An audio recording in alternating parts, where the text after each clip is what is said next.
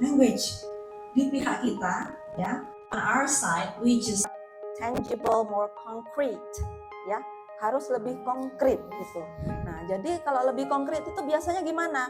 Nah, kalau kita kan pakai RPS ya, RPS kita itu Bapak Ibu berapa halaman biasanya Bapak Ibu?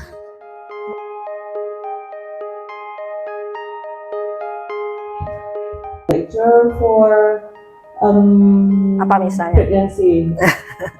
pregnancy care. So today in our first day, let's have a short introduction with each other. I trust you had a wonderful break and Exciting course. Let me share a bit about myself.